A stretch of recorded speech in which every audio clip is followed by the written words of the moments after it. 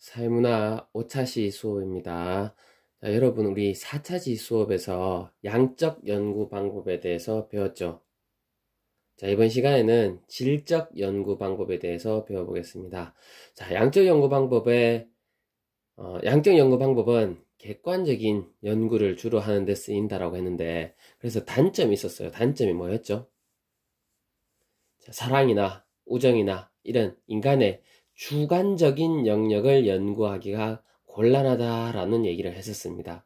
자, 그러면 사람인데 사람을 연구하다 보면 꼭 수치화한 연구만 할 수 있는 건 아니겠죠. 맞죠? 이렇게 인간의 주관적인 영역, 즉 수치화하기 힘든 그런 영역도 연구할 필요가 있는데, 그런 영역을 연구할 때 쓰는 방법이 바로 질적 연구 방법입니다. 그래서 질적 연구 방법은 주관적 영역을 연구하는 데 쓰인다라고 보면 됩니다. 주관적으로 연구한다라는 얘기가 아니고 주관적 영역을 연구하는 데 쓰인다라는 겁니다. 주관적인 연구를 한다라고 하면은 말이 안 됩니다. 틀린 게 되니까 꼭 기억을 하시기 바랍니다. 자, 그러면 질적 연구 방법은 뭐냐? 자, 설명을 하면 의미 다음과 같습니다. 양적 연구처럼 먼저 경험적 자료. 자, 우리가 하는 것은 아까 얘기했던 대로 사회 문화 현상을 연구하는 거고, 그것을 질적으로 연구하는 거예요. 사회 문화 현상은 인간이 만들어 놓은 것들이라고 했었죠. 그러면 인간이 경험할 수 있는, 인간이 보고 만지고 뭐 느끼고 할 수 있는 그런 경험적인 자료를 가지고, 자, 직관적인 통찰이라고 나와 있는데, 자, 직관적인 통찰이 뭐냐 하면, 자, 이 직관적인 통찰은 상황 전체에 담겨 있는 의미를 꿰뚫어 보는 방법이다 라고 보면 됩니다. 그래서 일부분만 분석해서 보는 게 아니고 전체적인 맥락 속에서 파악할 수 있는 그런 것을 의미합니다. 자, 이런 직관적인 통찰 통해서 의미를 한번 이해해 보는 그런 방법이 바로 질적인 연구 방법이라고 생각을 하면 됩니다. 자, 이 질적인 연구 방법은 이런 의미를 가지고 있기 때문에 다음을 목적으로 합니다. 자, 인간 행동의 심층적인 이해, 즉 경험할 수 있는 자료를 가지고 전체적인 상황을 파악해서 의미를 이해하다 보면 인간이 왜 저런 행동을 할까? 그런 깊이 있는 연구를 하게 된다는 얘기죠. 그래서 목적은 심층적인 이해를 하는 게 목적이고, 자, 이 연구 방법은 방법론적 이원론을 전제로 합니다. 자, 우리 앞에서 방법론적 이론론에 대해서 배웠죠. 방법론적 이론론이 뭐였어요? 방법이 한 가지다. 그러면 방법론적 이원론은 방법이 2니까 두 가지다 라고 해석을 하면 될 거예요. 자, 이것도 앞에서 배운 거랑 비슷하게 이해를 하면 되는데, 자연현상의 연구 방법과 사회문화 현상의 연구 방법이 어떻다? 다르다라고, 같지 않다라고 해석을 하는 겁니다. 그래서 방법이 두 개 또는 다르다라고 해석을 하면 됩니다. 방법이 다르다라고 보면 되는데, 자, 우리 자연현상을 연구할 때는 인간이 개입되지 않으니까 객관적인 연구를 해야 된다고 했었어요. 근데 우리가 지금 사회문화 현상은 인간의 주관적인 영역을 연구하는 거예요. 그러면 이걸 객관적으로 연구할 수가 있을까요? 없을까요? 힘들겠죠. 그렇다면 객관적인 연구를 하는 자연현상의 연구 방법과 주관적인 영역을 연구하는 사회문화 현상의 연구 방법은 같을 수가 없겠죠. 다르다. 그래서 방법은 다르다 라고 해서 방법론적 이원론을 전제로 합니다. 자, 그리고 양적 연구 방법은 연역법과 기납적 연구가 둘 다 쓰인다고 했었어요. 그런데 질적 연구 방법은 기납적 연구만 쓰입니다. 자, 왜냐하면 우리 절차에서 하겠지만 가설이라는 단계가 없어요. 가설을 세울 수가 없어요.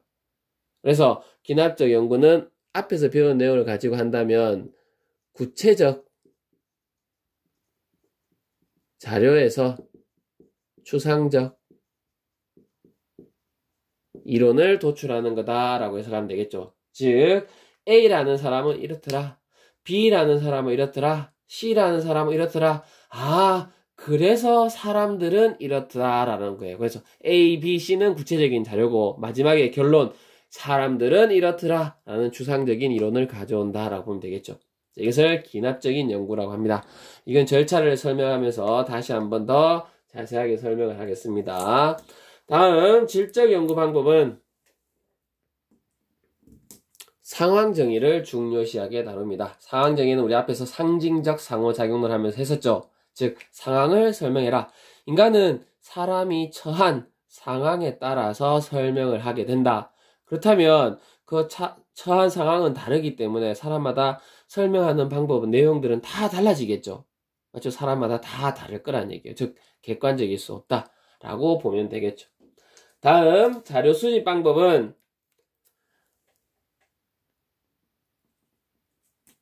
면접법, 참여관찰법, 문헌연구법이 쓰입니다. 자, 이것도 우리 양적 연구 방법에서 마찬가지로 뒷부분에 가면 자료 수집 방법에서 중요하게 다룰 거예요.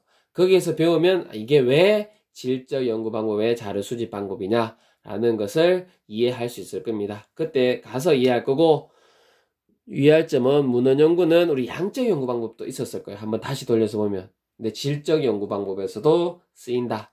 왜 그런지는 마찬가지 나중에 설명을 하겠습니다.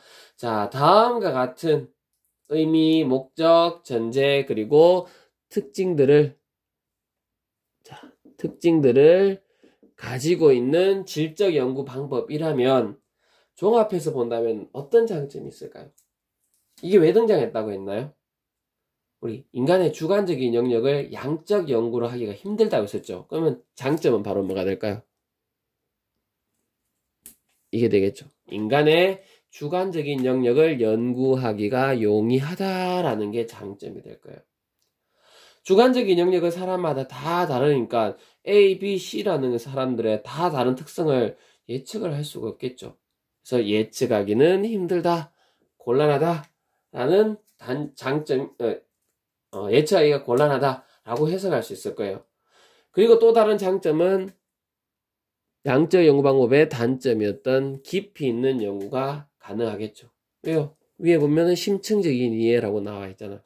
왜 그런 행동을 했을까라는 직관적인 통찰을 통해서 깊이 있는 이해를 하다 보니까 당연히 깊이 있는 연구가 가능해지겠죠. 반면에 단점은 양적 연구 방법의 장점이 단점이 되겠죠. 바로 뭐? 여기다 저 붙일게요. 객관적인 법칙이 발견하기가 어렵다. 즉 객관적인 법칙 발견 곤란이라고 보면 되겠네요. 또 하나는 자, 주관적인 영역을 연구하다 보면 주관적인 해석이 개입될 확률이 높아지겠죠. 그리고 삐뚤어지지. 자, 주관적인 해석. 왜? 인간의 깊이 있는 연구를 하다 보니까 주관적인 해석이 개입될 우려가 있다는 거예요. 자, 주관적인 영역을 연구하면 주관적인 해석이 개입되는 것이 그게 왜 단점이냐? 라고 한다면 사람들마다 다 다른 해석을 내린다면 굳이 연구를 할 필요가 없을 거 아니에요. 그렇죠? 뭔가 공통점이 있어야 되는 다 다르다면은 이거는 사람마다 다 다른 현상을 적용해야 된다면 굳이 이걸 가지고 뭐 우리 사회과학에 연구하는 방법과 접목시켜 볼 필요가 없다라는 거예요. 그래서 주관적인 해석이 개입된다는 것은 큰 단점 중에 하나다라고 보면 될 거예요. 또 하나, 자, 양적 연구 방법에서는 인간의 의지, 의도와 사회 현상을 분리가 가능하다고 봤죠. 즉, 얘가 연구자고, 얘가 연구 대상일 때, 앞에서 그림 그렸던 거 기억나요? 사회고, 사람인데, 양적 연구 방법은 이 사회 밖에 사람이 떨어져 있으니까 객관적인 연구가 가능하다 했었어요. 그런데 우리가 하는 질적 연구 방법은 인간의 주관적인 영역을 연구하는 거예요. 그 사회를 연구하는 거예요. 사람이 포함됐다는 얘기예요. 그렇기 때문에 주관적인 연구를 할 수밖에 없겠죠. 즉, 분리가 어떻다? 연구자와 연구 대상은 분리가 불가능하다. 그렇기 때문에 주관적인 영역을 연구하게 된다. 라고 해석을 하면 되겠죠. 자, 다음 질적 연구 방법의 절차는 우리 양적 연구 방법보다 많이 간단할 거예요. 자, 여기 보면 문제 인식 똑같아요. 수많은 것 중에서 내가 관심 있는 문제나 주제를 인식해서 가설이라는 게 여기서 만들지 않을 거예요. 바로 연구 설계 단계로 갑니다. 그리고 설계에 맞춰서 자료를 수집하고, 자료를 수집해서 분석보다는 우리는 해석을 할 거예요. 깊이 있는 의미를 이해하는 거니까. 그래서 자료를 해석해서 이걸 가지고 결론을 도출하게 됩니다. 결론을 도출하게 됩니다. 얘는 이거 다음에 일반화가 있을까요? 없을까요?